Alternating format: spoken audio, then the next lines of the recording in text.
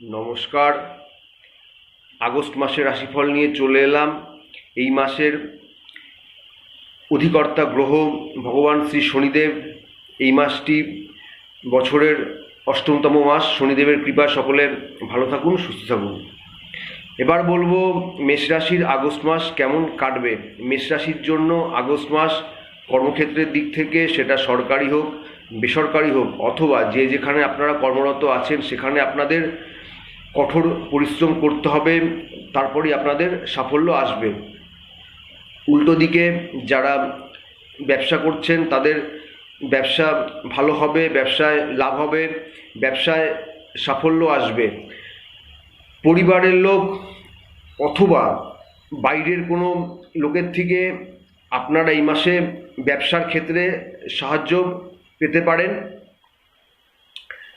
আর্থিক দিক থেকে আপনাদের এই মাস ভালো হবে, অর্থ আসবে, আর্থিক উন্নতি হবে, কিন্তু সেই সাথে সাথে যেই বিষয়টির ওপর আপনাদের মনোযোগ দিতে হবে সেটি হচ্ছে খরচ। খরচ কিন্তু আপনাদের এই মাসে অত্যাধিক বেড়ে যাবে, সেদিকে নজর রাখুন, খরচ নিয়ন্ত্রণ করার চেষ্টা করুন, না হলে মাসের শেষ দিকে আর্থিক সংকটে ভোগান্তি হওয়ার সম্ভাবনা কিন্তু রয়েছে আপনাদের।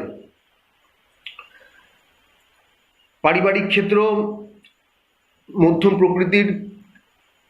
পরিবারের সবার সাথে আপনাদের সম্পর্ক ভালোই থাকবে, সেখানে তেমন বড় কোনো সমস্যা নেই। শিক্ষার্থী যারা আছেন শিক্ষাক্ষেত্র ভালোই যাবে, শিক্ষায় অগ্রগতি হবে, লেখাপড়ার ক্ষেত্রে মনোযোগ বাড়বে আপনাদের। প্রেম ভালোবাসার ক্ষেত্রে এই মাসটি ভালোই যাবে। পার্টনারের সাথে আপনাদের সম্পর্কের উন্নতি হবে, পার্টনারের সাথে সম্পর্ক আগের তুলনায় অনেকটাই মজবুত হবে।